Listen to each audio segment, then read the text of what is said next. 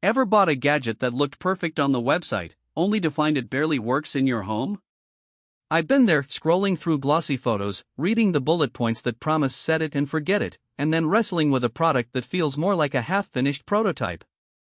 When it comes to robotic lawn mowers, the disappointment can be even worse because you're paying for a promise of a perfectly manic lawn without ever lifting a finger. That's why I'm breaking down the Husqvarna 520H EPOS Automower before you spend $100+ on a mower you might never actually use. Link is in the description if you want to check the product details on Amazon. First off, let's talk about the real work of getting this thing into your yard.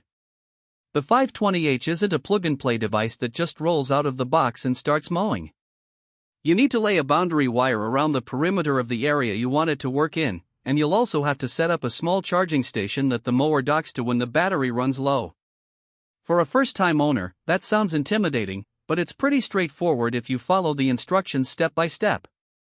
Most users report that the wire can be tucked under the lawn edging or garden mulch, so you're not constantly seeing a bright orange line cutting across the grass.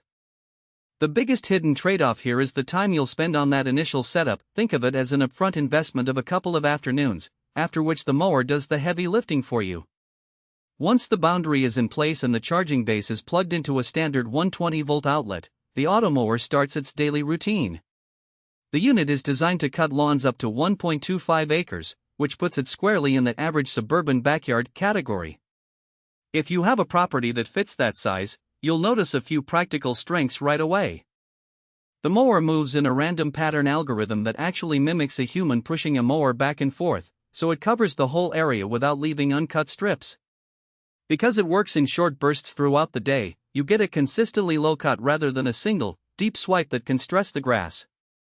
For families with kids and pets, the low-profile blade is a safety feature that reduces the risk of injury. The mower stops automatically if it detects an obstacle or a sudden lift.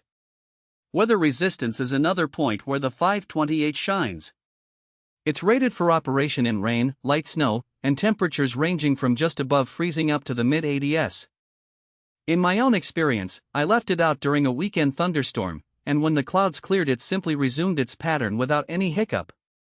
That reliability can be a big peace-of-mind factor if you live in a region where the sky is rarely clear for an entire day. Now, let's be honest about where this robot falls short. The first, and most obvious, is cost. Even before you factor in the boundary wire and any accessories you might need for tricky corners, the price tag sits well above what a traditional electric push mower would cost. That's not a flaw in the product itself, but a reality check for anyone budgeting for a lawn solution. Secondly, the mower's cutting height is adjustable within a limited range. You can set it to a typical 2 to 3 inch setting, which is great for a tidy look, but if you prefer a longer natural lawn or have a lot of thick thatch, you may find the 520H struggling to cut through it cleanly. In those cases, a preliminary manual cut or a periodic dehatching might be necessary to keep the robot happy. Another practical weakness shows up on very steep slopes. The 520H handles moderate grades up to about 20% without issue, but anything steeper can cause it to lose traction or even stall. If your yard has a dramatic hill at the back, you'll either need to install a separate mowing solution for that patch or accept that the robot will simply avoid it, leaving an unsightly strip of grass.